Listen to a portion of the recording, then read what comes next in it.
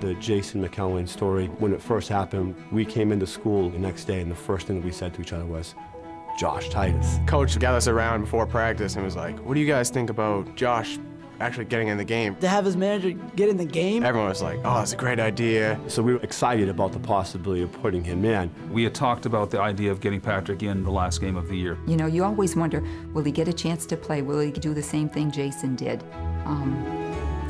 Oh yeah, we thought of that quite a bit. Even at the worst moments of our season, he always made us laugh, you know, brought our morale up. He deserves this opportunity. We're gonna play Patrick because it's his senior year and he's always wanted to play. By a quirk of fate, these two dedicated team managers would get their shot to play on the same February night. But Patrick's focus changed dramatically when his biggest fan was suddenly stricken by illness. I get a phone call telling me that my husband was rushed to the hospital. We found out that he had had a stroke. I had been in the hospital talking to him. We had talked about Patrick starting, so Perry knew what was going to happen. And I said, you know, I hope you can be there. But the doctors were really reluctant to let him leave the hospital. I had to get him to understand that his life was more important at this point, that he would get to see Patrick through a DVD, but that just was not good enough. I was telling the doctors, I'm going to this game. I don't care what you say. I don't care what my level is. I'm going. I'm there. Josh saw Jason in 2000 and kind of wanted to be like him. I knew about Jason, and I remember very distinctly saying, Patrick, that'll be you someday. This game was going to be Patrick's game. And to be Patrick's game, he kind of had to start. Oh my gosh, he's starting. Wow. The situation for this was really perfect. He said, when the moment's right, he'll put Josh in. We didn't know what was going to happen, as you never know with high school athletics. We thought he was just going to warm up with us, and it was going to be cool if he did that. I had no idea he was going to play. Oh, I was nervous. I was nervous. It was the fear, like, what is this crowd going to be like? You're always worried in this kind of a setting what's going to happen. He wanted to get on the floor, put the uniform on, and run up and down the floor. And he did that. He did pretty well. I kind of wanted to hit some shots so I could remember this moment forever, but I knew just stepping out there on the court was going to be special for him. He tried his darndest. Please, in the time that you're out there, please make the shot. Okay, shoot. Shoot the ball. Boom, it went in. He made that basket. This is so cool. I just want it to happen again, just to live that moment time and time again. The crowd was their game. And the crowd, you know, to their delight, was chanting for this to happen. That's when the chant started with Titus, Titus. Titus, Titus, Titus, Titus.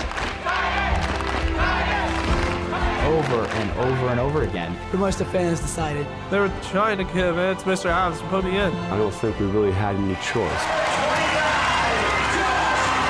You knew in his eyes that he was determined to score. He shot a three. It hits the back of the rim and bounces straight up. Got the rebound in the lane, went back up, finished it.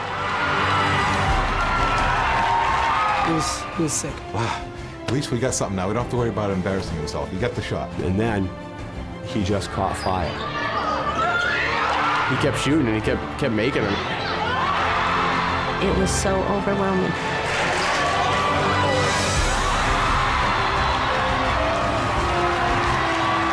I know I was probably 6 inches off the ground. It was earth-shattering.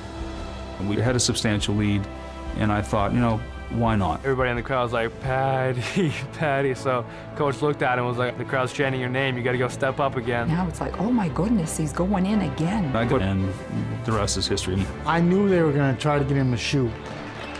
Watching his teammates fighting so hard to get the ball to him. You couldn't even draw it up better than that, him hitting a shot at the buzzer. It's wonderful. It's like, wow, something happened. I started crying. I started crying. I don't cry. Ask my wife. I don't cry. I mean, he was being picked up by his friends. It was fantastic. Remember they picked you up? How did you feel? I didn't bet I could cry. You meant you were going to cry? Yeah. You are. I'm so glad that he got to play. That really means a lot. He was so proud to be part of the team. It didn't matter if he played or not. He was balling. He was so proud. And his mother started balling, and then I started balling.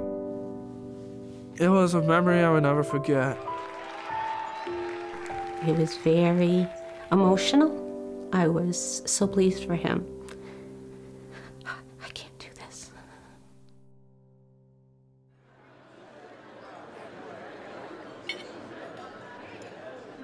At season's end, Maine's Donald's All-Star Banquet recognized the accomplishments of two very special athletes. Josh Titus and Patrick Thibodeau.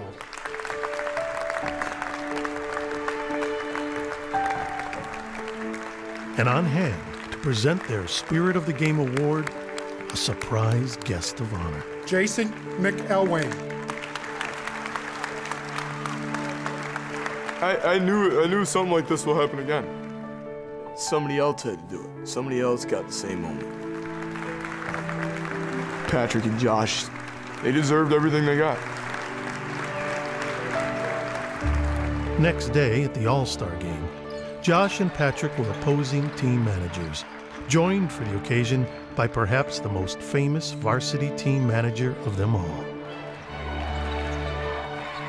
Oh, and by the way, that championship J-Max Trojans were gunning for, they won.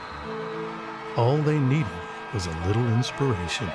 I hope that people can accept people with disabilities. They can help inspire others. People with special needs do have an opportunity difference in life. You just got to give them a chance. I think it just proves that you can be successful and make a difference, no matter who you are or what you're doing in life. Anybody can do anything that they want, and these three show that that's true. All it takes is one shot.